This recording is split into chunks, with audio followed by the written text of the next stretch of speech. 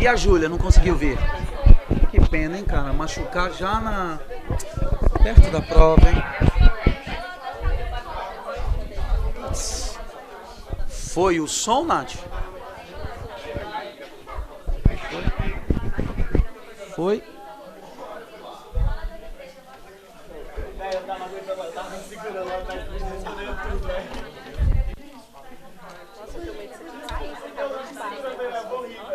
Cai não, acho que não cai não. É. Foi?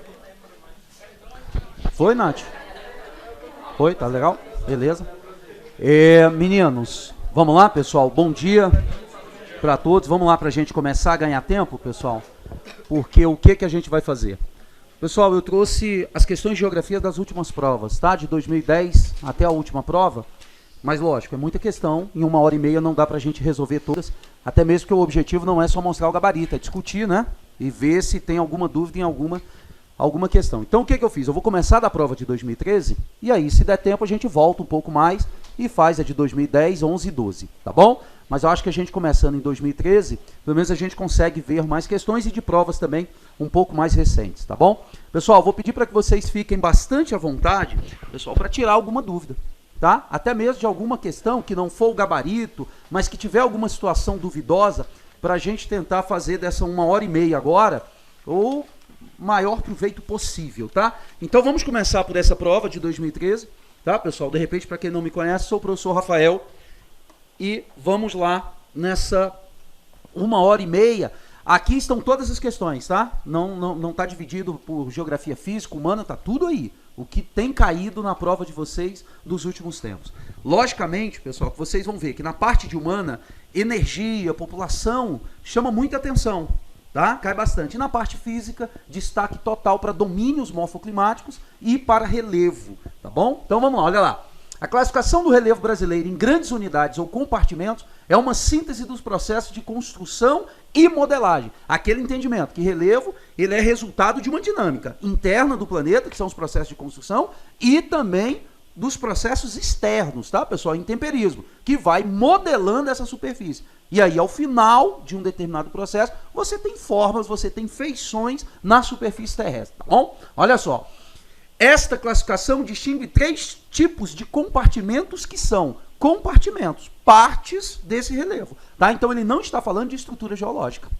Tranquilo, meninos? Aí a gente já vê lá nas alternativas. Olha só, planalto, planície, dobramento moderno. Dobramento moderno é estrutura geológica. Então, e outra coisa, não está presente também, né, pessoal, no território brasileiro. Tá tranquilo? Então não pode ser. Escudos cristalinos, bacias sedimentares e dobramentos modernos. De novo, então também está fora. Planaltos, planícies e depressões. Sim, e atenção que nesse caso aqui, inclusive, está falando da classificação de Jurandir Ross. Tá, pessoal? Que é a mais complexa, aquela mais complicada um pouquinho, tá bom? Vamos seguindo então. As outras alternativas também estão fora. Vamos ganhar um tempinho, tá bom? Beleza? Olha lá. Outra de parte física também. E algo que eu já tinha sinalizado nas aulas também, muito comum cair, né, pessoal, que é a questão de bacias hidrográficas. E aí eu chamei muita atenção para vocês. Bacia Amazônica, Tocantins, Araguaia, Paraná e São Franciscana. Essas 4 são muito recorrentes, tá? Ó, em relação às bacias hidrográficas no Brasil, assinale a assertiva correta. Tranquilo? Aí vamos lá, ó. A região hidrográfica do Paraná é a bacia com maior capacidade instalada de geração de energia elétrica. Já certinho, né, pessoal? É a bacia com maior capacidade instalada. E lembra que lá na aula eu chamei muita atenção. Uma coisa é potencial gerador, outra coisa é potencial instalado. Capacidade geradora e capacidade instalada. Tá? Maior capacidade geradora é a bacia amazônica. Só que instalada, ou seja, que tem usina gerando energia, Paraná, seguida pela São Franciscana. Tá bom, meninos? Então, atenção aí, vamos avançar. Lá o gabarito, letra A já de cara. Todas as outras alternativas não estão fora. Tá bom? Beleza? Oi? Gente, a gente está com um probleminha aqui, tá? Porque a filmagem,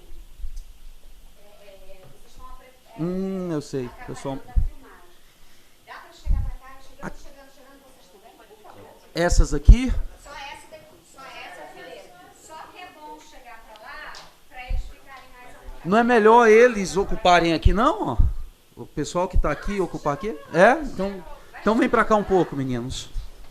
Aí vocês chegam para cá um pouquinho.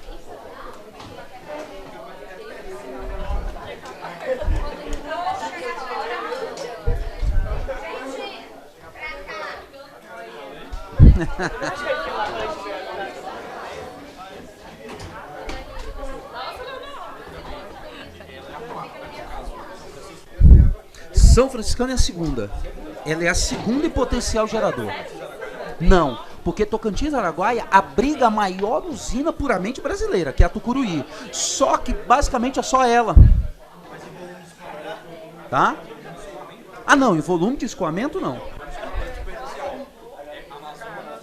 Região hidrográfica é a terceira. Isso, perfeito, aí tá perfeito. Deu certo, Nath? Deu? Então tá, obrigado. Gente, vamos lá? Vamos retomar então? Vamos reconcentrar aqui, ó. Questão aí só de distribuição. Vamos seguindo então, meninos. Gente, uma questão, aquele tipo de questão que eu costumo dizer o seguinte, ó. Você tem que parar um pouquinho e pensar a questão. Porque, gente, pelo que aparece muitas vezes numa prova, é impossível você ter lido tudo sobre aquilo, né? No tempo de preparação que vocês têm. Só que essa questão, observe, ela é um tipo de questão interessante porque ela tem uma lógica por trás dela. Tá, pessoal? Olha lá. Assinale a atividade econômica da campanha gaúcha. A principal atividade econômica da campanha gaúcha. Gente, campanha gaúcha, a região dos Pampas. Região de vegetação naturalmente herbácea graminosa. Então, a vegetação rasteira. O que se consolida naturalmente como pastagens para pecuária extensiva. Tranquilo, gente? Então, aqui, uma questão super tranquila, não tem muita dúvida quanto a isso. Tá bom? Oi? Essas outras características, o senhor pode dar, assim, mais ou menos a localização? Sim. Então, vamos lá. Ó. Extrativismo vegetal, ela é muito espalhado por todo o território nacional. Mas é lógico que a gente tem um destaque muito grande aqui para a região amazônica, né, pessoal? Quando se fala de extrativismo vegetal. Mineração, meninos, também é uma atividade econômica que se distribui muito bem pelo território nacional. Agora é lógico que, ó, regiões como, estados como Mato Grosso, Pará e Minas Gerais têm um destaque muito grande para a produção mineral do Brasil, de uma forma geral. É lógico que você tem explorações de alguns determinados tipos de minérios mais específicos. Você tem no Ceará também, você vai ter na Bahia, você vai ter em vários outros estados. Mas extração mineral pesada, minério de ferro, manganês, bauxita, ó, Pará, Mato Grosso do Sul, tá, meninos? E também o estado de Minas Gerais. Esses três se destacam completamente na mineração.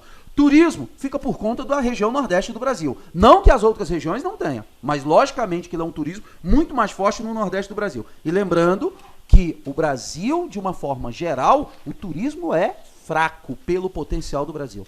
Quando você para e analisa que um país como a Argentina recebe o dobro de turistas que recebe o Brasil, a gente vê que o turismo não é uma atividade econômica que o Brasil tenha lá seu potencial. Né, galera? O México chega a receber 4 vezes mais visitantes do que o Brasil.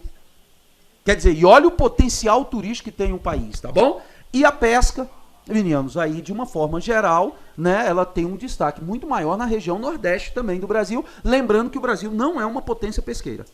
Também não é uma atividade econômica que no Brasil, tá, pessoal, seja um destaque dentro das atividades econômicas, tá? Beleza? Oi? Isso.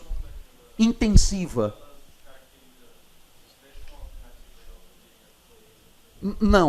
Não, porque a pecuária intensiva é a criação confinada. É quando você cria o rebanho num espaço reduzido com técnicas mais modernas, com introdução de mais tecnologia e você aprimora a produção. Mas você não cria o animal solto em grandes extensões, que é justamente o que acontece na campanha gaúcha, pela formação natural dos pastos. Diga. Pecuária intensiva você tem de uma forma distribuída pelo território. Você tem pecuária intensiva no Goiás, você tem pecuária intensiva leiteira em Minas Gerais, você tem muita pecuária intensiva em São Paulo, tranquilo? Por quê? Porque é uma atividade econômica que requer mais tecnologia e técnicas mais modernas. Portanto, também é um investimento mais caro. Tranquilo? Agora, Mato Grosso, campanha gaúcha, se destacam principalmente pela pecuária extensiva, que é um poderia analisar, pessoal, que é um problema da atividade agropecuária no Brasil. O ideal da atividade agropecuária é que ela seja o mais intensiva. Você ocupa menor espaço, otimiza o uso e reduz os impactos ambientais. Tá? Pecuária extensiva, você agrava vários problemas. Tranquilo? Beleza? Vamos seguindo, meninos, para a gente discutir outras questões. Olha lá, ainda da prova de 2013. Gente, na verdade, essa questão é uma questão assim, que ela ficou, a gente mesmo na hora de selecionar, a gente ficou muito ali na dúvida, né? História, geografia, né? Aquela coisa toda de quem seria. Mas vamos lá, a gente colocou. Assinale a alternativa que apresenta as duas grandes rodovias previstas no projeto de integração nacional, o PIN do governo Médici. Gente, isso aqui, vejam, é uma questão que, imagina, qual a possibilidade de tu ter lido sobre isso, tu ter estudado um negócio sobre isso? Se não for refazendo provas antigas. É uma questão que, quando cai, ela pega muita gente de surpresa. Tá, meninos? Aí é o que a gente vai ter aqui, feita, rodovia desenvolvida no governo Médici, Cuiabá, Santarém e Transamazônica. Só que, você percebe que é um tipo de questão, qual é a lógica dela? Ela não tem nenhuma lógica por trás dessa questão. É uma questão que pega ali uma informação completamente aleatória e que exige de você um conhecimento de uma coisa que é pouquíssimo palpável, né, pessoal? Tá? E o que a gente colocou aí para mostrar que às vezes tem questões que, imagina, você vê cada obra de cada governo, tipo, não tem condição um negócio desse. Tranquilo, pessoal? Não tem a mínima condição. Tá? Agora, ó, uma questão interessante e muito, muito comum na prova de vocês, gente. Olha só. As cactáceas, tais como o xique-xique e o mandacaru, tá? São espécies da vegetação brasileira que apresentam folhas de tamanho reduzido para minimizar a perda de água pela transpiração. Tais espécies podem ser encontradas... Aí, bacana. Né? Quer dizer, folhas reduzidas. Muitas vezes são transformadas em espinhos para reduzir a perda de água, tá bom? Aí é a questão da morfologia mesmo, né, pessoal? Aquelas características morfológicas da vegetação que a gente já vira e mexe em alguma aula, eu cito isso com vocês, tá bom? Então, aqui no caso, xeromorfismo, né, adaptação a ambientes secos, o gabarito aí só pode ser caatinga. Agora, ó, podem aparecer cactáceas em outros ambientes, em outros domínios sem ser a caatinga? Em qual que pode? Cerrado, principalmente. Porque o cerrado é aquele ambiente que ele transita de um período chuvoso para um período seco. E aí você tem algumas espécies também adaptadas a esse ambiente, tá, pessoal? Extremamente importante lembrar que nesses ambientes também você tem um predomínio de solos rasos, tá, pessoal? Porque a pouca presença da água diminui o intemperismo químico. Quando a gente fala de intemperismo, eu estou falando de um conjunto de forças que provoca a desagregação da rocha, tá, pessoal? Agora, esse intemperismo, ele pode ser físico, mecânico, força, a raiz quebrando a rocha, pisoteio de animais, tá? Ação do vento, do próprio impacto da gota da chuva. Ou pode ser um intemperismo químico. A presença constante da água na rocha, ela dissolve os sais presentes na rocha. E também a liberação de ácidos fúngicos, ácidos liquênicos, que alguns musgos, fungos, líquens liberam e que também contribuem para a desagregação da rocha. Lembrando, os menores fragmentos só são formados pela ação química do intemperismo. Por exemplo, a argila. A argila não é formada mecanicamente. A argila só é formada quimicamente, tá, pessoal? Professor, e do que tu tá falando de argila? Tô falando disso, ó. Rocha mãe, estrutura rochosa e os seus fragmentos. Matacão, cascalho, areia, silt e argila. A argila não é o barro de modelar. A argila é o tamanho do fragmento oriundo da desagregação da rocha. Mecanicamente, força, porrada, eu só formo até silt. A argila, só intemperismo químico. Tranquilo, meninos? E aí onde eu tenho ambientes muito úmidos, com a presença da água constante, o intemperismo químico é intenso. Onde eu não tenho, por exemplo, na caatinga, o intemperismo químico é extremamente reduzido e prevalece o intemperismo físico. O que permite que, por exemplo, essa rocha desagregue a parte superior e como você não tem ação química da água, você fica com solo extremamente raso.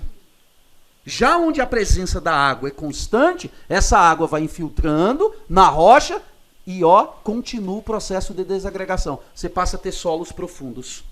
Tranquilo, meninos? Cuidado com isso, tá, gente? É uma questão que vira e mexe aí também aparece. Então tá aí o gabarito, a caatinga, nenhuma das outras não faz nem sentido, né, pessoal? Passa longe, então vamos seguindo. Outra de domínio, olha lá.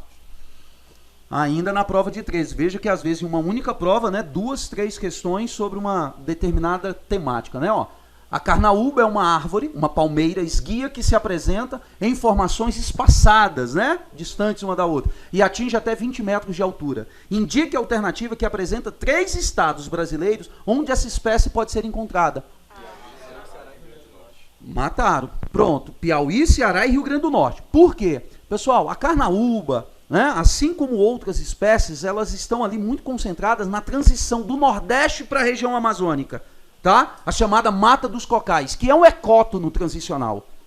Tá? Preste atenção nisso aqui. O que é um ecótono transicional, professor? Galera, é um conjunto vegetacional típico de zonas de transição entre um domínio e outro. Então, entre o cerrado e a floresta amazônica, você tem uma faixa de transição.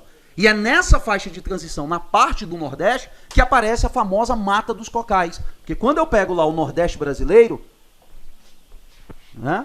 Eu pego ali a Bahia, tudo, o Nordeste brasileiro, pessoal. O Nordeste brasileiro, ele é dividido em 4 grandes conjuntos regionais. Zona da Mata, nordestina, uma faixa de transição que é o Agreste, né, pessoal? O Sertão e aqui o meio norte. Tranquilo? Então é nessa parte de transição da Caatinga para a Amazônia que aparece a mata dos cocais. E algumas espécies, como a carnaúba, o buriti, tá? A própria... Putz, me fugiu agora o nome da outra palmeira, muito comum na região, mas eu vou lembrar, eu vou falar. Tá bom? Lembrando que algumas são endêmicas. Tá aí, carnaúba. O que é endêmica? É aquela espécie que é típica de um determinado ambiente. Outras são vicariantes. O que é uma espécie vicariante? É aquela que está espalhada por vários biomas. O buriti, por exemplo. Tem buriti na Amazônia, tem buriti na Caatinga, tem buriti no Cerrado, tem buriti em tudo quanto é canto do Brasil que tu for, tem buriti. Ele é vicariante. Já a carnaúba, ela é endêmica. Ela é daquela região. E aí, pelas outras alternativas, vocês observem, todas as outras colocam, por exemplo, São Paulo, Rio de Janeiro como alternativa. Então, não pode ser. Só cabe Piauí, Ceará e Rio Grande do Norte. Tranquilo, pessoal? Diga. Vai. Esse processo, pessoal, olha a pergunta do colega, se o solo da Caatinga é pobre em nutrientes. Esse processo de intemperismo químico e físico, ele não vai dar direcionamento sobre questão de fertilidade do solo, não é isso. A fertilidade do solo, ela vai ser oriunda de outros materiais também, principalmente o quê? Matéria orgânica, que vai entrar em decomposição e vai remineralizar, voltar com os nutrientes para o solo. Então, o solo da Caatinga, na verdade, é um solo rico em nutrientes. Agora, o que vai permitir ou não o desenvolvimento de cobertura vegetal também? A presença da água. Você pode ter um solo fértil, mas se você não tem a presença da água, a vegetação não vai se tornar uma vegetação exuberante. Você precisa de fertilidade no solo, mas você precisa da presença da água, tá? Então vamos lá para um dos solos mais férteis do Brasil, que vocês já conhecem muito, o solo de Massapê. Ele está presente aonde? Nordeste. Tá, pessoal? Um solo de origem calcária extremamente fértil devido à concentração de matéria orgânica. Então, a fertilidade do solo depende de outras questões também, tá? Principalmente matéria orgânica em decomposição. Por isso que geralmente vocês veem solo de coloração enegrecida são solos férteis, porque o que dá a cor escura para o solo é matéria orgânica em decomposição. Quando você vê um solo de cor preta, é porque tem muita matéria orgânica em decomposição. Então ele é mais fértil. Mas só solo assim que é fértil? Não. Solos, por exemplo, de origens de rochas vulcânicas. Quando esse processo de desagregação acontece em rochas de origem vulcânica, você vai ter solos férteis. Professor, por quê? Porque a rocha vulcânica foi uma rocha formada por um material, né, pessoal, que veio do interior do planeta de forma líquida. Então, todos aqueles minerais, aqueles nutrientes que estavam no solo, se misturaram ainda na fase liquefeita daquele material. Ao chegar até a superfície, esfriar e virar rocha, os nutrientes estão todos ali, Quando você desagrega, você vai ter o quê? Um solo extremamente fértil. Exemplo disso no Brasil, a terra roxa na região sul do Brasil.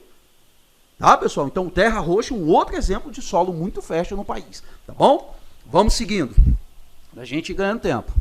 Mas, gente, qualquer dúvida, isso mesmo, tá? Tô gostando. Faça uma pergunta, tá aí, ó.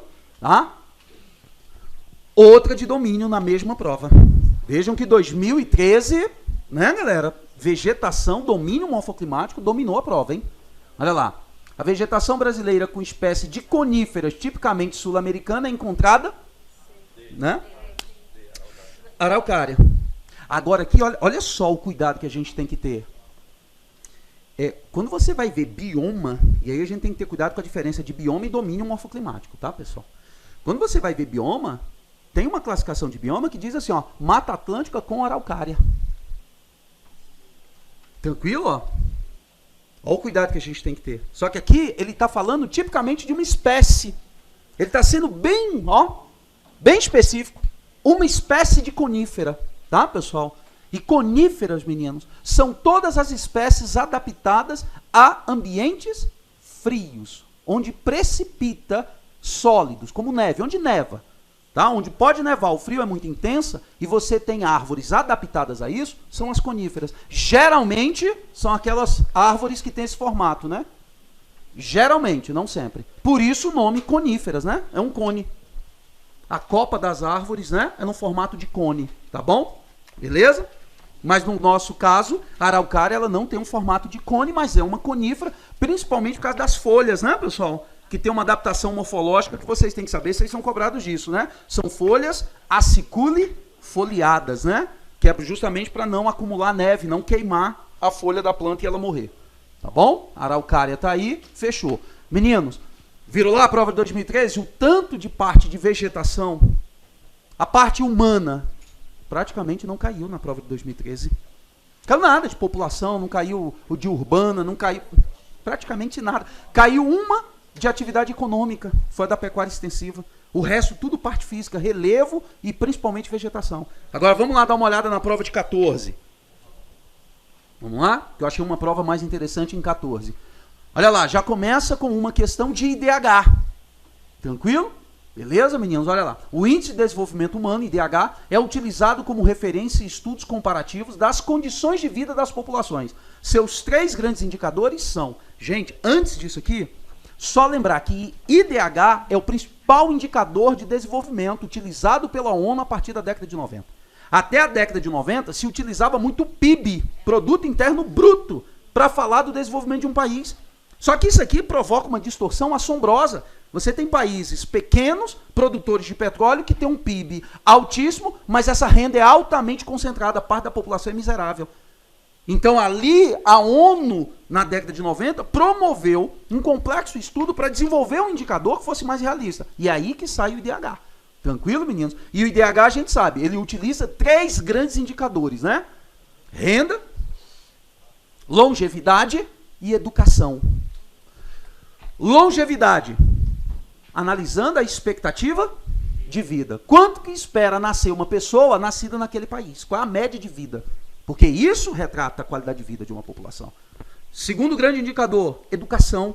E aí como é que se mede isso? Tempo, né, de instrução. Em média, quantos anos aquelas pessoas frequentam a escola? Esse índice, por exemplo, o Brasil tem que, todo custo, melhorar isso de forma drástica, tá, pessoal? Melhorou muito nos últimos anos, mas, inclusive, a gente tem que entender e fazer uma crítica bem bacana. Isso forçou o Brasil a desenvolver políticas que passou a colocar muita gente na escola, mas não houve a mesma preocupação com a qualidade do ensino, e sim com a quantidade. Mas por que o Brasil freneticamente foi atrás de quantidade de gente na escola? Para melhorar o IDH dele. IDH baixo, você dificulta a atração de investimentos para o país.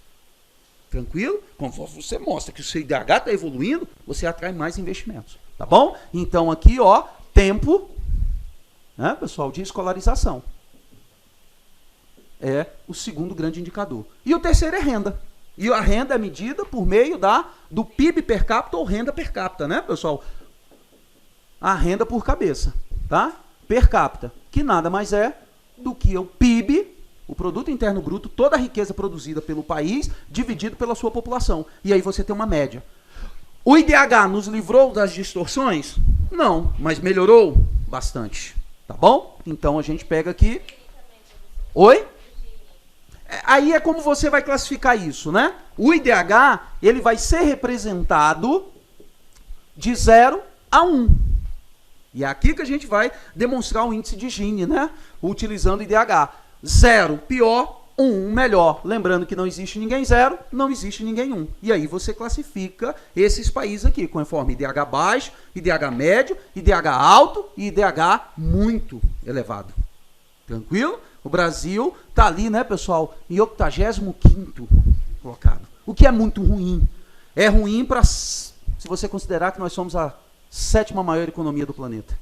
Mas cuidado, tá, gente? Às vezes as pessoas também perdem a noção. Eu vejo muita gente querendo comparar o Brasil com a China. Tá, pessoal?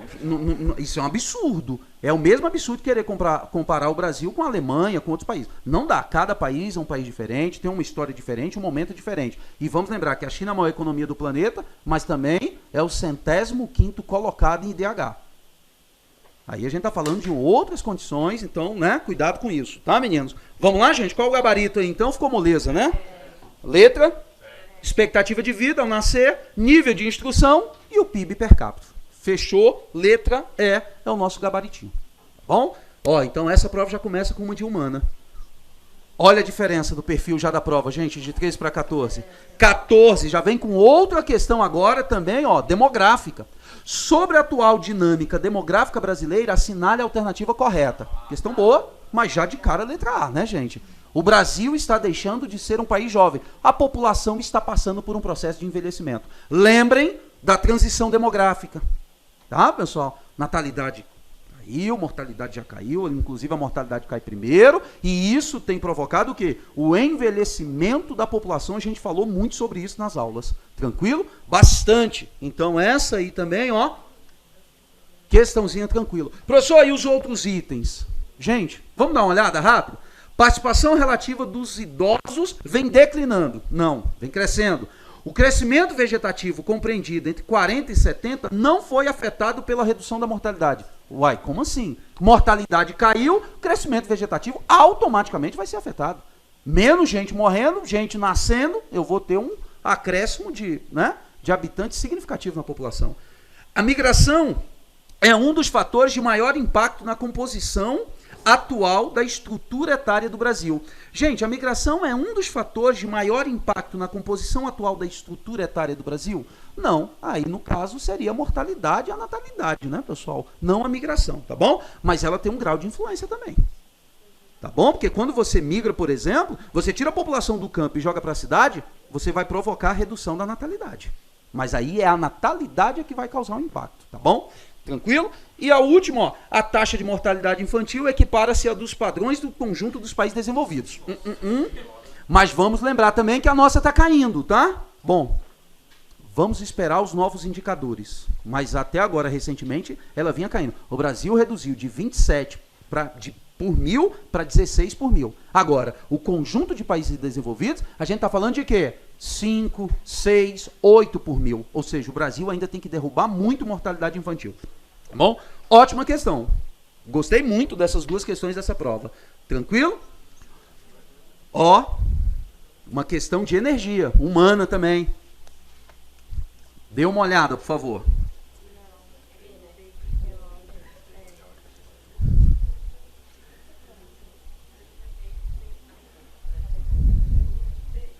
O que a questão está querendo? Ó, sobre as fontes de energia alternativas e renováveis que causam menos impactos ao meio ambiente, podemos citar. Gente, aqui tem um item aqui que causa dúvida. Tá bom? Tem um item aqui que causa dúvida. Porque ele quer fonte alternativa. Meninos, hidroeletricidade não é uma fonte alternativa.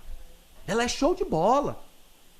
Ela é renovável, ela tem características importantes. Mas, primeiro, ela é muito impactante na construção. E ela não é alternativa, porque ela vem já desde a segunda revolução industrial. As alternativas são fontes já, meninos, da segunda metade do século XX para cá.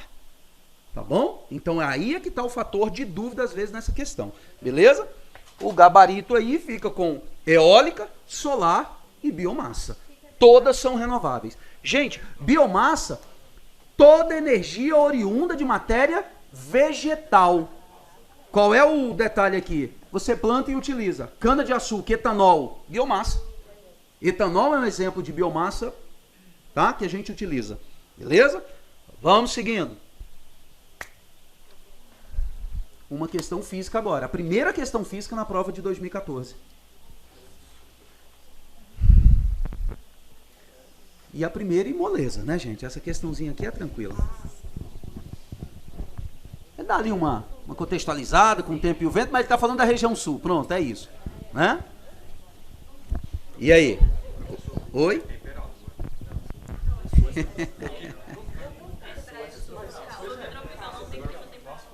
Ótimo, então vamos lá. Eu adoro quando acontece isso, né, meninas? Professor, eu confundo subtropical com temperado. Gente, olha isso aqui.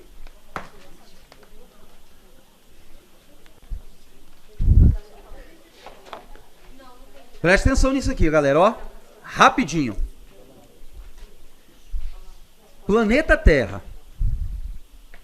Linha do Equador, Trópico de Capricórnio, Trópico de Câncer, Círculo Polar Antártico e o Círculo Polar Ártico. Meninos, o que acontece? Aqui nós temos as chamadas macrozonas climáticas. Ó, próxima linha do Equador, clima equatorial. Gente, você tem uma média aqui de 5 graus para o norte e 5 graus para o sul. Mas é lógico que, por exemplo, o próprio clima equatorial no Brasil, ele se estende muito mais do que esses 5 graus. Não é algo rígido, não tem uma barreira na atmosfera para determinar uma rigidez para isso. Existe uma dinâmica natural, né? Beleza? Aí aqui nesse espaço aqui, eu vou ter o quê? O clima tropical, entre os trópicos, Capricórnio e Câncer. Então, enquanto aqui eu tenho o equatorial, aqui a gente vai ter o quê? O tropical. Ó, aí aqui eu vou ter o tropical. O que acontece? Nas regiões polares e próximos, bacana, a gente vai ter o clima polar ou clima frio. Clima polar ou clima frio. E aí eu tenho as zonas mais frias do planeta e a mais quente do planeta.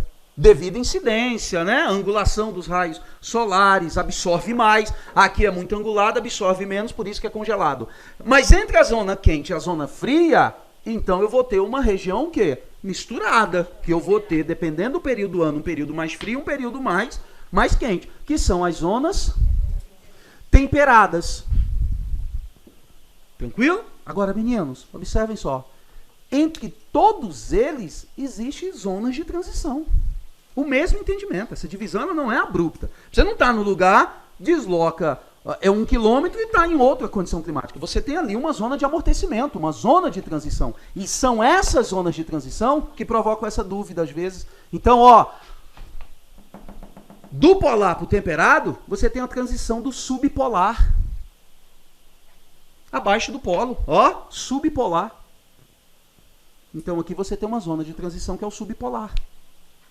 Ele é frio? É frio. É tão frio quanto o polar? Não. Uma zona de transição. Tranquilo? Beleza? Já vou lá. Aqui é a mesma coisa. Aqui é exatamente a mesma coisa. Você tem uma zona temperada e uma zona quente. Você também tem uma zona de transição. E essa zona de transição é o quê? Subtropical. Aqui não é o trópico? Então, se aqui é o subpolar, aqui é o subtropical. Então, ó, subtropical. Aí você pega o território brasileiro, aquilo que eu já venho falando há muitas aulas, noção espacial. Você pega o território brasileiro e você o coloca aí dentro, ó. O que você tem de domínios macroclimáticos no Brasil? Equatorial, tropical e subtropical. Fechou. Agora, só detalhar mais no mesoclima. Aí você vai lá no mesoclima, você vai ver que esse tropical vai variar principalmente a questão da umidade, se está mais próximo ou mais distante do mar. Aí você vai ter o tropical úmido, o tropical típico e uma condição específica aqui do tropical semiárido. Pronto, os 5 domínios climáticos do Brasil. Tranquilo? Em outro lugar, com altitude maior, acima ali dos 1.100 metros, 1.200 metros, vai aparecer o tropical de altitude, que é um pouco mais frio devido à altitude. Acabou. Não, Brasil não. Não tem temperado. Tranquilo? Beleza? Mas, professor, se de uma forma genérica, assim, bem sem muito compromisso técnico, eu falar que o subtropical é um temperado. Gente, são condições diferentes, mas você não está falando nenhum absurdo. Tá bom? Beleza? Não, subtropical. Aí você vai lá, ó, gabaritinho, subtropical. Tranquilo isso, meninos, ou não? Sossegado aquele esquema lá? Aí aquilo que eu sempre falo, noção espacial. Não, a pequena parte. Região Sul, uma parte do Mato Grosso do Sul e uma parte de São Paulo.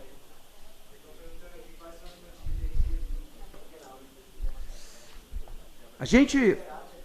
Oi? Isso. Gente, eu falei muito isso na aula e vai lá, fica de alerta de novo. É terrível você determinar o que é uma fonte de energia limpa. O entendimento geral disso são as fontes que não emitem gases poluentes para a atmosfera. Eólica, limpa. Solar, limpa. Hidráulica, limpa. O que não pode acontecer, em hipótese alguma, é você considerar uma fonte limpa isenta de impacto. Hidráulica, limpa. Mas calma aí, ela é limpa aonde? No processo de geração da energia. Mas no armazenamento da água, ela libera metano. Tranquilo, pessoal? Então, ó, meu amigão lá, boa pergunta, show de bola. Só não pode considerar a energia limpa que não produz impacto. Todas são impactantes, mais ou menos. Agora, duas fontes são vantajosas de alguma forma. As limpas e as renováveis, que é uma tendência de política energética. A gente tem sempre que buscar fontes limpas e renováveis, tá bom? Vamos seguindo, meninos. Vejam, uma questão só de física até agora na prova de 2014. Ó, outra sobre migrações.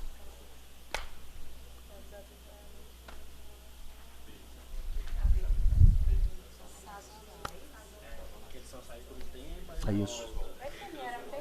Gente, ó, vamos lá? As migrações são realizadas temporariamente em uma determinada época do ano. Para uma determinada época do ano, migração sazonal. Fechou. Agora, só cuidado o seguinte. Numa prova, eu posso tirar o termo sazonal e colocar transumância. Tranquilo, pessoal? Migração sazonal é a mesma coisa que transumância. Então, cuidado com isso, meninos. Beleza? Tem prova que vai lá, bota sazonal. Aí vem outra prova, mete lá um transumância. Que é a mesma coisa. A transumância é a migração sazonal. Está associada a um período do ano. Tá? No Brasil, muito relacionado ao trabalho de colheita, né? Em deslocamento de populações para o trabalho ainda de uma agricultura, né? Pouco mecanizada, muito manual, que exige uma quantidade grande de pessoas. Lembrando que essa agricultura gradativamente, né, pessoal, ao longo do tempo vai sendo substituída por uma agricultura mais mecanizada. Então vai diminuindo esse fluxo migratório. Agora, em algumas regiões do Brasil, ela tende a se continuar por conta do relevo. Por exemplo, região de muitas serras em Minas Gerais onde se produz o café. Não tem como você mecanizar. Não tem como pegar uma encosta de morro daquela e colocar uma máquina agrícola para colher aquele negócio. Então esquece, tem que ser gente mesmo. Aí as pessoas têm que ir lá. Diga. A transumância, ela seria relacionada ao pasto ou a sazonal à pessoa? Não, eu posso substituir sem nenhum grau de comprometimento da interpretação e do entendimento. Tá bom? Diária, constante, ó o movimento do pêndulo. Ó. Professor, eu conheço uma pessoa que mora aqui em Santo Antônio do Descoberto, não sei o quê, mas ela vem trabalhar aqui 3 dias na semana. Não é todo dia. Pendular do mesmo jeito. Porque ela é constante. Ela não está relacionada a um período do ano. Tranquilo? Pode ser 3 vezes na semana, podem ser 4 vezes na semana, mas continua sendo pendular. Tá bom? Show de bola. Vamos lá, meninos. Essa aí, ó, migração sazonal ou transumância. Cuidado. Olha lá, outra físicazinha. O território brasileiro possui vários tipos de florestas e de vegetação arbustiva e herbácea. São exemplos de formações arbustivas. Isso aí ficou tranquila também, né, gente? Mata dos Cocais, arbórea. Mata das araucárias, arbórea. Mata dos cocais, arbórea, caatinga, arbustiva. Tá bom, pessoal? Mata Atlântica, arbórea, Amazônia, arbórea, Cerrado, arbustiva, caatinga, arbustiva. D. Só que aqui muito cuidado com isso. Eu me preocupo às vezes com essas questões da ESA pelo seguinte. Nessa questão aí está claramente cerrado e caatinga. Aí eu pego e estou dizendo para você o seguinte, que o cerrado tem porte arbustivo. Gente, o cerrado é o domínio com maior variação fitofisionômica. O cerrado tem fisionomia arbórea, pô, o cerradão, mata de galeria, mata ciliar, as veredas, porte arbóreo. Só que o que predomina no cerrado típico? O porte arbustivo. E aí você tem o quê? De uma forma geral, você vai ver questões, o meu amigo aqui, ó, que eu não sei o nome, aí você já vai pegar algumas questões que vai falar de um termo mais genérico, dizendo que o cerrado tem o predomínio de porte herbáceo arbustivo. E tá certo também. Porque você pega uma mancha de cerrado, muitas vezes você tem árvores espaçadas, a presença constante de arbustos e o domínio daquele espaço herbáceo graminoso. Quando eu falo de porte herbáceo ou herbáceo graminoso, vegetação rasteira, que eu piso, estepe. Tranquilo, pessoal? Então, o cerrado, muito cuidado com o cerrado. Ele tem uma gama de variação muito, muito grande, tá bom? Mas aqui no caso, cerrado e caatinga, tá bom? Até mesmo que mata de araucária, ninguém vai discutir que é um porte arbóreo, né, pessoal? Chega lá aos seus 40 metros às vezes, tá bom? Então, ó, cerrado e caatinga. Vocês viram essa prova? Dominada pelas humanas, 2 questões de vegetação, e aí cai uma de relevo e já vem logo com ROS, né?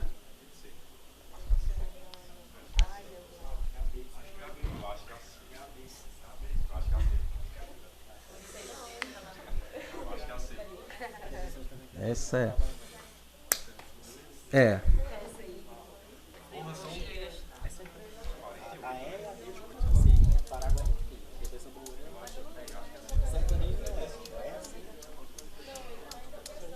Essa sempre dá essa questãozinha sempre dá uma pegada, né? Vamos lá?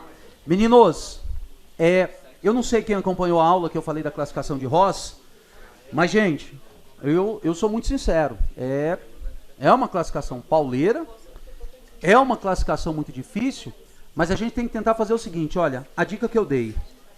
Você está com muito tempo? Vai lá e dá uma lida.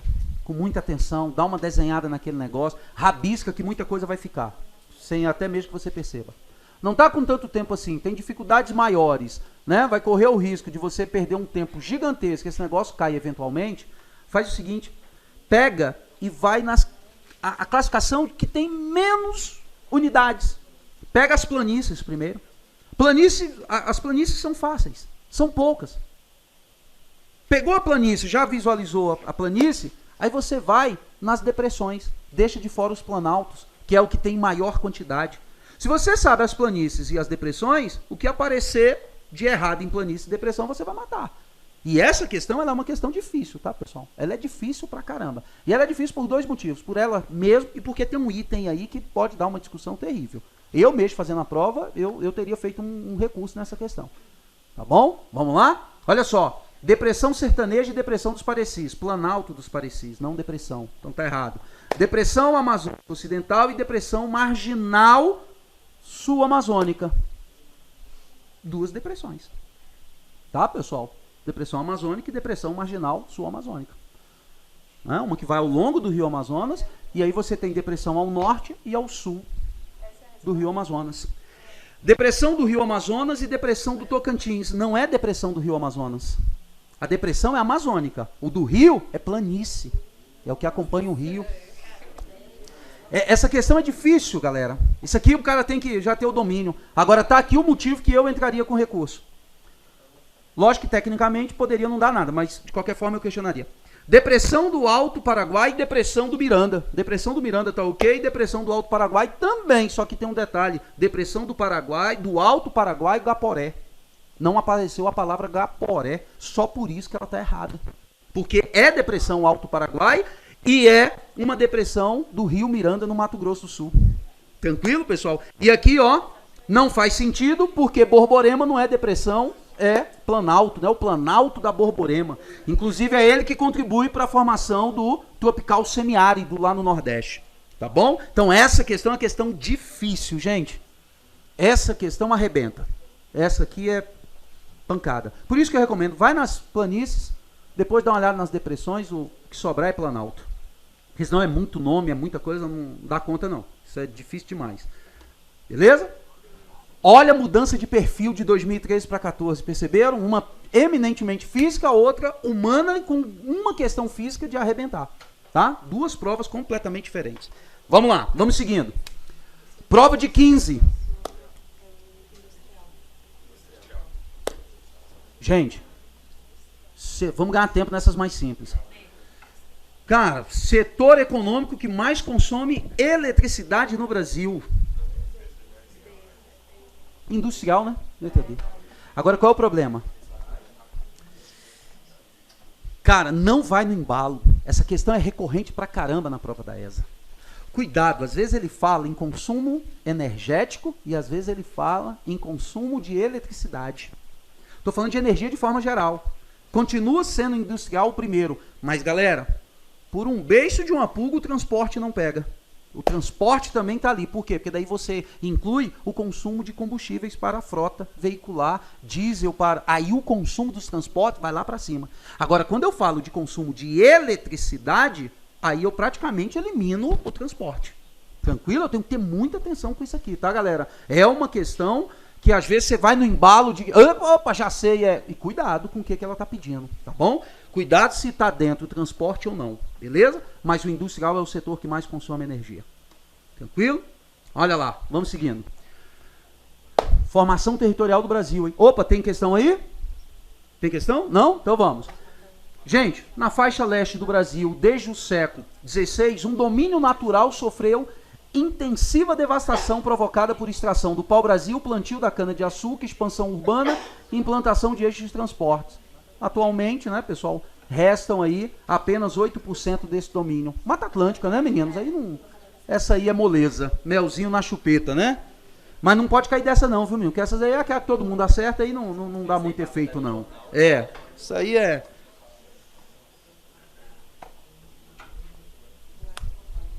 Questão boa e que a ESA gosta muito.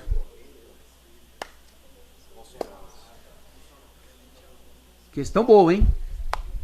Nas últimas décadas, o processo de transformação do uso do solo em função de uma expansão rápida e intensiva da agropecuária provoca inúmeros impactos ambientais. Olha aquilo que a gente estava falando da extensiva e da intensiva, tá? No Cerrado, entre os quais erosões profundas que atingem o lençol freático que denominamos de vossorocas ou bossorocas, tá, meninos? Agora, vamos parar um pouco nessa questão só para a gente aproveitar que ela é uma questão mais técnica. Assoreamento, laterização, lixiviação e arenização são fenômenos que também gostam de cobrar muito isso aqui. Assoreamento está associado, dentro da dinâmica natural, pessoal, à formação das vossorocas. Porque quando você tem a formação da vossoroca, ela acontece na encosta, no perfil do relevo, lógico que pela ação da água e da força gravitacional, aqueles sedimentos do solo que foram retirados, provocando aquele sulco profundo, aquele rasgo, os sedimentos serão transportados para a parte mais baixa do relevo, nas vertentes onde eles se encontram. Só que é justamente nas vertentes do relevo que se formam os cursos d'água. Tá bom? A ravina é o processo inicial de sulcamento do solo. É o processo de ravinamento. Então, quando você chega numa área sem cobertura vegetal, que você está vendo claramente que está chovendo, a água está escorrendo e está transportando material, quando aquilo é no estágio inicial, você vai lá, ver que está essa profundidade, isso é ravina, não é vossoroca. Só que o prolongamento, se nada for feito, esse ravinamento ele vai aumentar, daqui a pouco é um buraco que tu pula dentro dele, pô. Daqui a pouco ele vai aumentar, ele não para mais de aumentar. Aí é o vossorocamento. Aí é a vossoroca. A ravina seria a filhote da vossoroca, né, meninos? Quando a coisa fica mais séria, fica maior, é a vossoroca. Uma está associada à outra, tá? E esse sedimento transportado e jogado na calha do rio é que vai provocar o quê? O assoreamento. Assoreamento é o entupimento da calha de rios. tá? Pelo material que foi transportado devido à retirada de cobertura vegetal. Professor, e qual é o problema do assoreamento? Se você entope a calha do rio, o nível da água vai subir. Se você faz subir o nível da água, você aumenta a superfície de contato com os raios solares, você aumenta a evaporação. A nascente continua jogando a mesma quantidade de água, só que agora tu perde mais água por evaporação. Você mata o curso d'água. Tá, pessoal? E é rápido, tá? Em poucos anos você pode matar um curso d'água pelo processo de assoreamento. Tranquilo? Diga lá. Deixa eu só responder lá primeiro, lá do colega, já estava esperando lá, daqui a pouco eu respondo. Vai.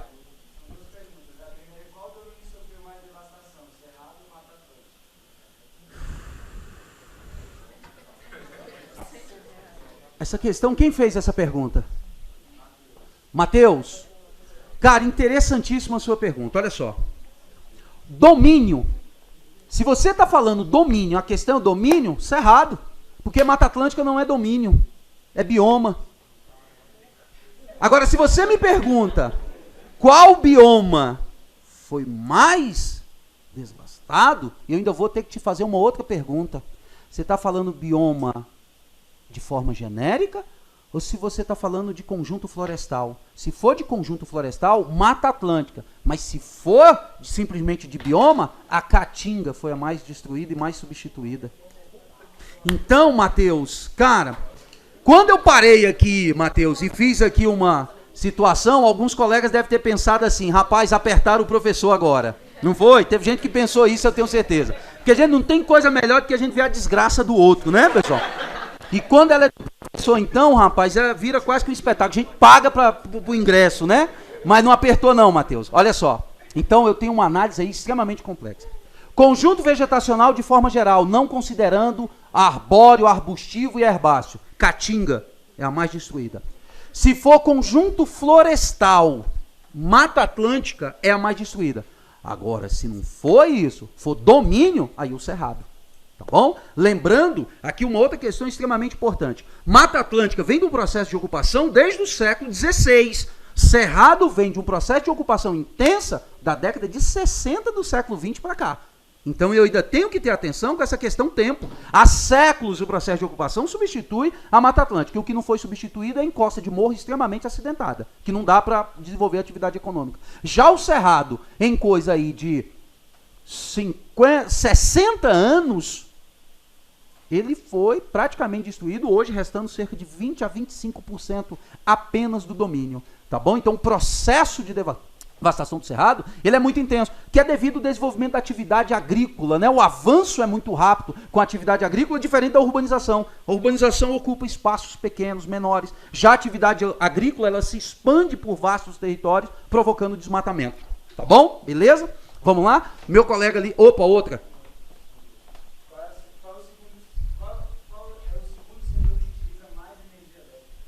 Transporte. Ah, energia elétrica. Beleza. Aí vem aqui uma coisa curiosa. Olha só, muita atenção para isso, tá, meninos? A gente tem ali os setores. Energia elétrica, ele fechou, ele tirou petróleo praticamente. A gente tem indústria. Aí depois a gente tem o residencial e o próprio setor energético em terceiro. O setor energético consome muita energia para produzir energia. Tranquilo? E aí depois vem um comercial. Tá bom? Beleza? Diga. Opa, boa. É isso que, por isso que eu pedi para parar nessa questão, porque essa questão tem muita coisa boa nas alternativas. Foi vossoroca, foi assoreamento, laterização. Gente, laterização é um processo natural de formação seguinte. Áreas mais altas, relevos mais altos, ao longo do tempo geológico, com o processo de lavagem do solo, que é chamado de lixiviação, lavagem natural dos solos. Lixiviação. Qual é o problema? O que o homem pode fazer? Ele pode intensificar a lixiviação retirando cobertura vegetal. Aí vai provocar danos. Mas e o que é essa lixiviação? É a lavagem vertical do solo. Ó, toda vez que cai uma chuva, que a água infiltra, gente, a água está infiltrando, o que ela está fazendo? Ela está dissolvendo os nutrientes e está puxando os nutrientes para baixo. Isso é a lixiviação.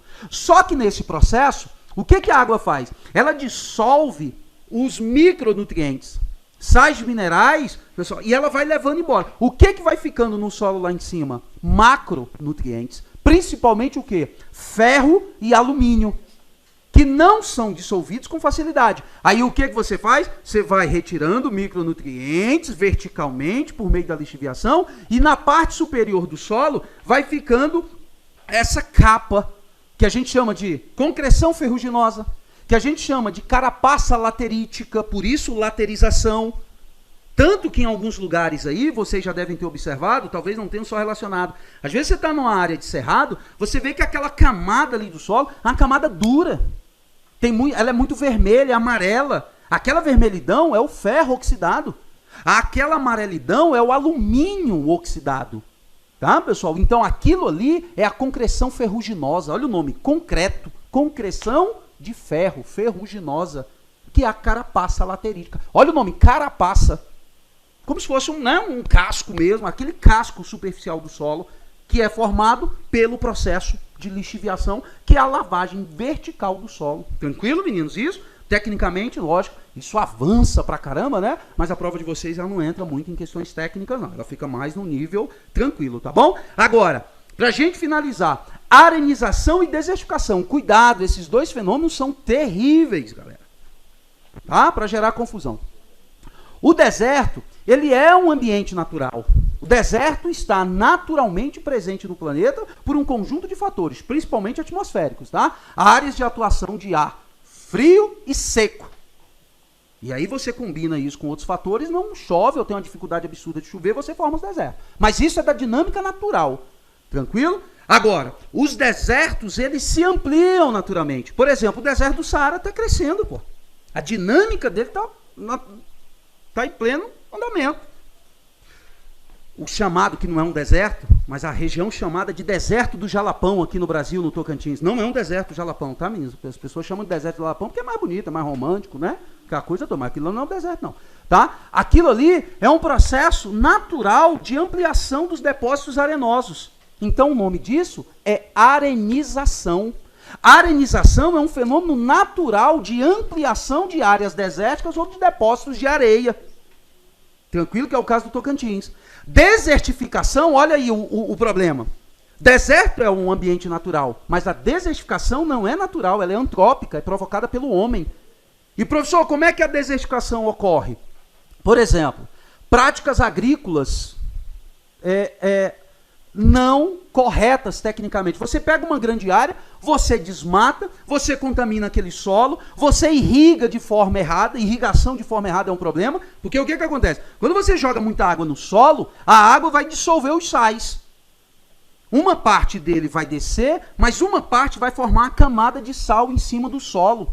E aí as plantas não são adaptadas. Só tem um tipo de planta adaptada a ambientes salinos, né, que são as halófitas, com H. Halófitas são plantas adaptadas a ambientes, né, onde a presença do sol é constante, como por exemplo os mangues, né?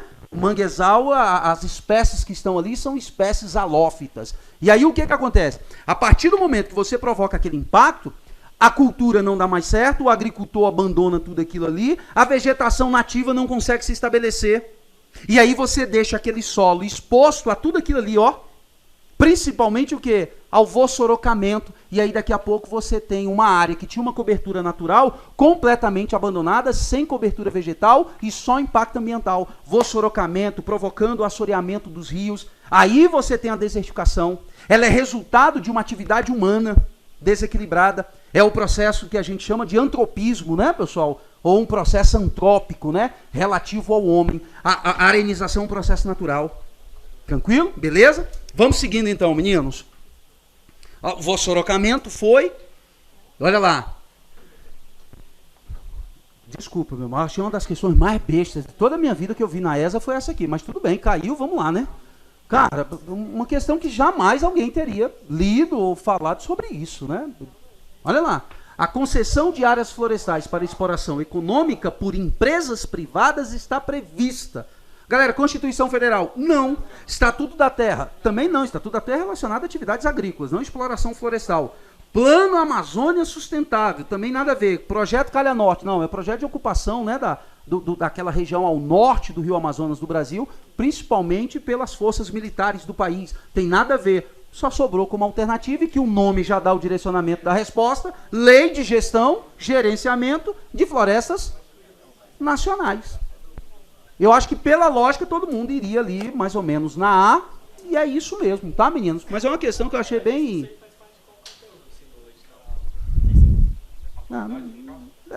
forçando a barra, mas não é muita atualidade não, né? Porque... Beleza? Vamos lá, vamos ganhar um tempo, meninos, que a gente tá com pouco tempo. Opa! Essa é boa, hein? Essa questão aqui eu gosto dela. Olha lá. Oi? Essa questão tá errada, por causa do grau dela.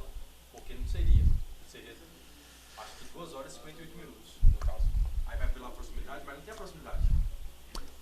Não, não tá errada não. Não tá errada não, tá bacana. Sabe qual é o problema dessa questão? Sabe qual é o grande lance dessa questão aqui, galera? É porque alguns vão ficar presos aos graus. Você não precisa dos graus para responder essa questão, não. Você precisa de quê? Noção territorial. Aquele esqueminha. Rapaz, eu venho falando isso para vocês desde o primeiro dia de aula. 60% a 70% das questões de vocês da ESA de Geografia você mata com noção muito boa de território brasileiro. Vamos fazer aqui, ó. Você pega aí o Brasil fielmente reproduzido. E aí, olha a noção espacial. A gente sabe das nossas faixas de fuso horário. Primeiro fuso brasileiro, ele é só oceânico, é o -2 GMT. Você nem saber que ele é -2 GMT para responder não, tá bom? Mas ó, tá aqui, Fernando de Noronha tá aqui, pô. Só não pega nenhuma parte dos outros dos estados brasileiros. Aí a gente vem pro segundo fuso brasileiro, né, meninos? Que vai pegar isso aqui, ó. É o -3 GMT, o horário oficial de Brasília. Aí a gente vem para mais um fuso brasileiro, pega isso aqui, ó. O -4 e o -5 que voltou, o estado do Acre e uma pequena parte do Amazonas. Pronto, estão os fusos aí no Brasil. Se você tem essa noção, olha como esse problema fica besta. Olha lá. O navio estava em Angra dos Reis. Angra dos Reis é o quê? Rio de Janeiro, pô. Então o navio estava aqui, ó, Rio de Janeiro. Tranquilo? Aí olha lá. E saiu para fazer uma viagem em direção a Fernando de Noronha. Opa, o naviozinho fez isso aqui, ó. Tá bom? Às 6 horas do período da manhã e terá duração de 8 horas. Gente, ele saiu do Rio de Janeiro às 6 horas da manhã. Acabou, eu só preciso disso para resolver o problema. Nada de grau, vocês vão ver, não vou usar grau para nada ali, ó. Aí vem lá, olha lá, terá duração de 8 horas. Que horas será na ilha de Fernando de Noronha quando o navio atracar, chegando lá? Gente, primeiro, se ele saiu 6 horas da manhã no Rio de Janeiro, em Fernando de Noronha, era o quê? 7 horas. A hora aumenta para leste, porque o planeta gira de oeste para leste. Então, em leste, sempre vai ver o sol primeiro de que quem está oeste. Então, a hora aqui está sempre mais avançada. Tranquilo, meninos? Só que a questão é que 1 grau equivale a 4 minutos. Como ele fala 44 graus, seria tipo 56 minutos. Que a hora exata seria 14 horas e 56 minutos. Isso, pois é. Mas vocês estão vendo que vocês estão procurando chifre em cabeça de cavalo? Quando ele fala a hora, você tem que ir na hora. Não. Ele não falou aproximado. Por isso que eu falo, ó, meninos, vão, professor Rafael, aproveite os últimos dias para fortalecer a noção espacial. Vem cá, olha só, vem cá. Saiu daqui, não era 7? Tá, ele chegou quantas horas depois? 8. Que horas que vai dar esse negócio? Tá na dúvida? Sou eu fazendo a prova. Eu ia lá no dedinho, filho, para não ter erro. Eu ia lá, ó, 7, no cantinho da prova aqui. 8, 9, 10, 11, 12, 13, 14, 15. 15 horas, pronto. Ele vai chegar em Fernando de Noronha às 15 horas.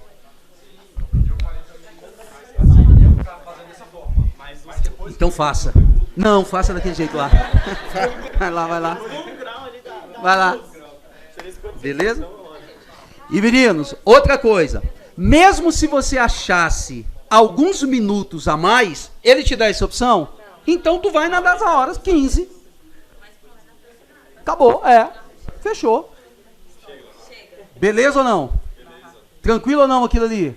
Gente, o pessoal pega fuso horário e faz um furdunço com esse negócio. Não, aquilo ali, ó. Se tu tem a noção territorial do Brasil, fica tudo mais fácil. Tá bom, meninos?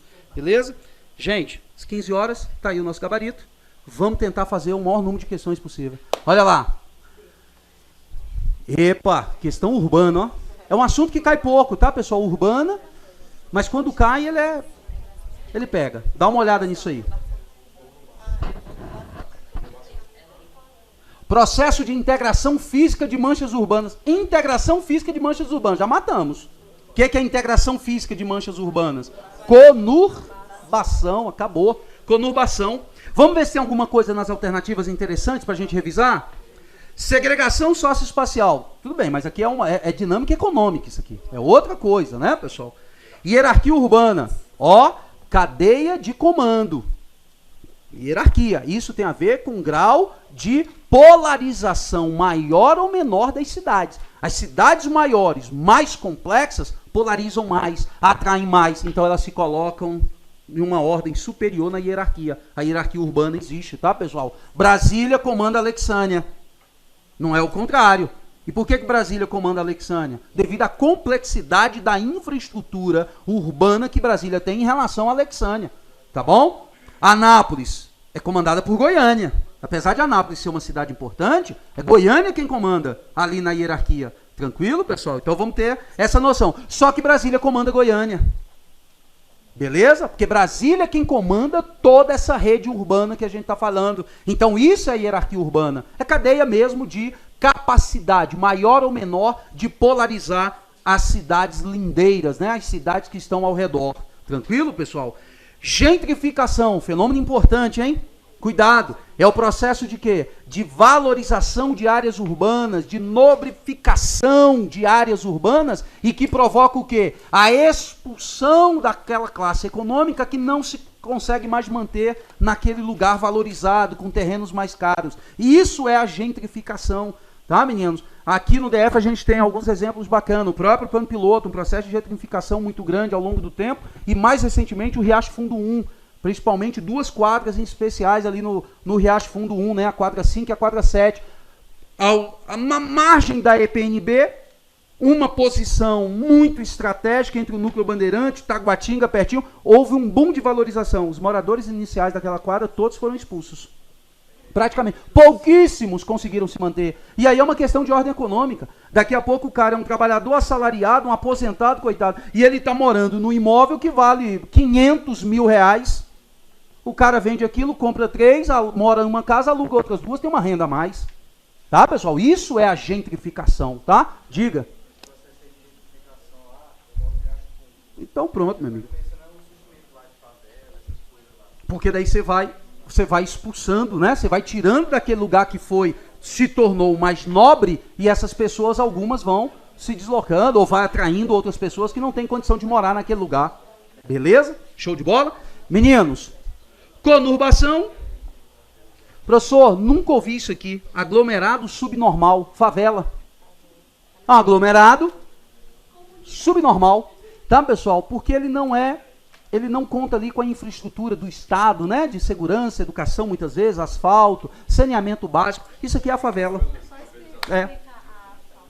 Aham. Segregação socioespacial. Olha só a segregação socioespacial, por exemplo, que nós vemos no DF. É claramente, você tem um centro mais caro, valorizado, onde o Estado se faz muito presente e que eu simplesmente segrego uma parcela considerável daquela população que não pode pagar aqui. Que não pode pagar uma moradia, nem comprar e nem alugar. Então o que eu estou fazendo com essas pessoas? Eu estou segregando essas pessoas pelo fator econômico. E aí eu estou jogando muitas vezes essas pessoas para onde? Para uma segunda zona de valorização. Quem pode pagar também. Aí eu estou falando de quê? Eu estou falando de um cruzeiro, de um guará, eu estou falando de alguma coisa nesse sentido. E aí depois dessas áreas, eu jogo essas pessoas para mais distante ainda. Aí eu já estou falando, de repente, Samambaia, Recanto das Emas, eu estou falando dessas áreas. E quem não pode? Aí eu jogado lá para o entorno, mais ainda. Aí eu estou falando de Águas Lindas de Goiás. As pessoas de classe alta vai para condomínios e tal, tem uma classificação, não tem? Aí está muito dentro da questão da horizontalização urbana, os condomínios. Está muito dentro dessa questão da horizontalização, ampliação do espaço urbano, né? Mas não pelo fator econômico, e sim aí pela carência de moradias para atender uma parcela da população que até pode pagar, mas que não tem um número de imóveis suficientes. Os condomínios aqui próximo a Brasília são os exemplos disso. Tá bom? Meninos, todos fatores importantes, tá, galera? Cuidado. O gabarito tá aí, mas os outros são importantes, tá bom? Diga.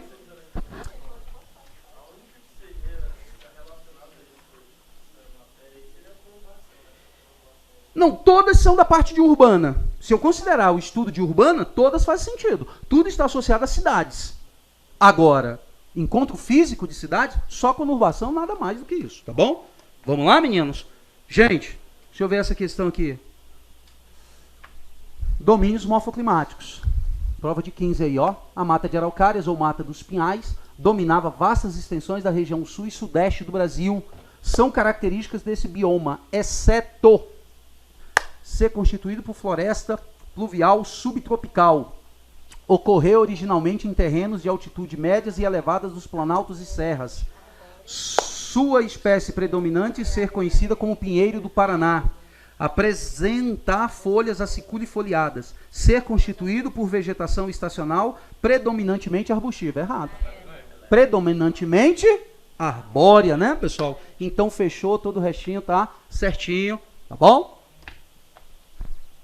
Ufa, chegamos um pouco na prova 16. Ainda dá tempo de fazer, não toda, mas vai dar tempo de algumas questões. Vamos lá, meninos, estou gostando que vocês estão tirando as dúvidas. Olha lá, prova de 16 agora, já uma prova bem mais próxima aqui da gente, tá?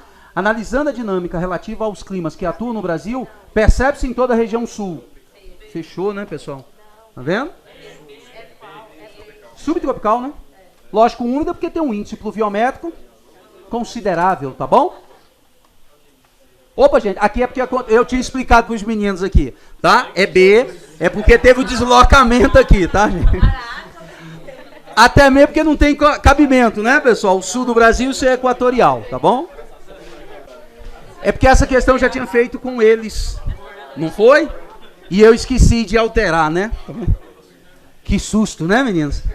Não, e o pior não foi isso, que no dia depois eu fiquei traumatizado. Aí toda a questão eu falar, né? Não, vai estar deslocado, vai estar deslocado. Não sei se foi com vocês ou foi na turma daqui. E aí foi aqui, né? E aí eu fiquei doido com isso. Eu falei, tá deslocado. Não, aí, enfim, foi. Meninos, questão boa. Sabe? Algumas aí a gente já fez também, né? Gente, isso aí é efeito de Coriolis. Tá bom, meninos? Olha só. Gente, quem falou efeito de Coriolis, já expliquei, tá certinho, tá escrito lá em português Coriolis, ó lá, tá bom? Mas é porque o cara que, lógico, fez esse estudo, ele é francês e em francês é Coriolis, tá bom? Mas efeito de Coriolis pra gente, né, pessoal? Agora, cuidado, não sai pela rua e também lendo tudo do jeito que tá escrito, não, né, pessoal? Porque senão, porque senão vira piada depois, né? Vamos ter cuidado com isso. Meninos, ó, olha isso aqui. Linha do Equador, trópico, trópico. Ventos alísios, do trópico para o Equador, tá? Beleza, pessoal? Só que o que acontece? Ele tem um deslocamento, né? Devido à rotação do planeta. E esse deslocamento provocado pela rotação do planeta, pessoal, é que vai provocar o efeito, ó, de Coriolis. Então, em um hemisfério, a água gira naturalmente, se não for forçada, né? No sentido anti-horário, e no outro hemisfério a água vai girar naturalmente no sentido horário, tá, pessoal? Inclusive eu alertei aqui para os meninos, recentemente teve aí no WhatsApp um videozinho circulando aí nos grupos de WhatsApp, um rapaz que está visitando uma cidade, eu só não me lembro se é no Peru ou se é no Equador, e ele vai lá e o rapazinho lá do local vai lá e faz a demonstração do efeito de Coriolis, só que sem citar. Ele só mostra como curiosidade. Ele vai num barril com um funil, joga a água vai girar em um sentido. Aí ele anda 5 metros, porque ele atravessou a linha do Equador, aí ele joga no outro, a água vai girar no outro sentido. Isso é o efeito de Coriolis, tá bom? Beleza? E acontece nos ralos das pias, do vaso, de tudo. Agora, aí tem gente, ó, às vezes eu falo isso, o menino vai pra cá e fica o dia todo dando descarga, né? Eu vou pegar aquele professor mentiroso, aquele desgraçado, eu vou pegar ele hoje. Mas, gente, cuidado com isso, pessoal, pelo amor de Deus. Porque, às vezes, no vaso, tem ali aquele jato que se forma e aí ele induz a água para outro sentido. Agora, se você pegar a pia, por exemplo, encher, deixar a água parar e abrir, aí sim. Aí você vai ver que ela vai sempre descer para o mesmo lado. Tá bom? Beleza? Então, vamos seguindo. Ó. Vira e mexe, ou isso cai como questão, ou você precisa desse conhecimento para responder. Tá bom, meninos? A sub-região nordestina que se estende do Rio Grande do Norte até o sul da Bahia, localizada entre o litoral úmido e o semiárido, é chamado de agreste. Gente, cuidado com zona da mata, porque a zona da mata também está localizada do Rio Grande do Norte até o sul da Bahia. Só que ela é o próprio litoral úmido. E ele está falando entre o litoral úmido. Ele não está falando entre o mar. E no caso, o litoral úmido é a zona da mata. E o sertão, agreste. Tá bom? Beleza? Fechou? Então vamos lá. Oi. O meio norte é aqui, ó. Ó, eu apaguei meu desenho. Eu sabia que não era para eu ter apagado. Oi? Zona da mata, agreste, sertão e meio norte. Deixa eu vir aqui de novo. Uma outra representação fiel do Nordeste brasileiro. Meninos, ó, zona da mata, floresta atlântica, mata atlântica, úmida, quente, agreste. É uma zona de transição. Ela não é tão úmida e não é tão seca quanto o sertão nordestino. Tá bom? Então vou pôr aqui, ó, agreste. E aqui, a zona da mata. Isso aqui é um D, pelo amor de Deus. Tranquilo? Aí o meio norte é isso aqui, ó. É essa transição entre quente e úmido da Amazônia para o sertão seco. Tá bom? Aqui não, aqui é o meio norte. Zona da mata é a faixa litorânea. O meio norte. A mata dos cocais está aqui, ó. Ela está nessa faixa aqui de transição. Já do meio norte para a região amazônica, tá bom? Ali a mata dos cocais. Beleza? Que é um ecótono transicional. Pantanal, a mata dos cocais, são ecótonos transicionais. Zonas de transição entre um domínio e outro. Beleza? Meninos, uma coisa aqui muito importante para o Nordeste que vira e mexe e cai. Que eu vou aproveitar esse rabisco aqui para alertar vocês nesse minuto final. Olha só. Gente, produção agrícola do Nordeste, tá? Gente, olha isso aqui. Oeste baiano. O maior polo agropecuário de cereais do Brasil em termos de desenvolvimento. Destaque total para isso aqui, ó. Ó, pessoal. Maranhão, Tocantins, Piauí e Bahia. É isso que forma o tal do Matopiba. Tá bom, pessoal? Quando você ouvir falar ou pegar numa prova falando de Matopiba, é a região de maior dinamismo agrícola do Brasil, principalmente no cultivo de soja. E essa região pega os estados do Maranhão, Tocantins, Piauí e Bahia. E destaque total para o oeste baiano. O oeste da Bahia, Luiz Eduardo Magalhães aqui, Roda Velha, esses municípios aqui, quando vocês viajam para a Bahia, é uma potência na produção agrícola. Esses outros são áreas de expansão, para onde a soja está avançando, tá, pessoal? Sul do Maranhão e Piauí e o leste tocantinense. Esses estados aqui formam a região do Matopiba, tá? Ou o nome também pode variar, viu, pessoal? O outro nome não fica muito legal, não, mas vira e mexe cai, né? Que é o Mapitoba, né? Eu não recomendo, não. Eu recomendo Matopiba mesmo, né? Porque esse negócio de mato toba, ou mato trem aí, não dá certo, não.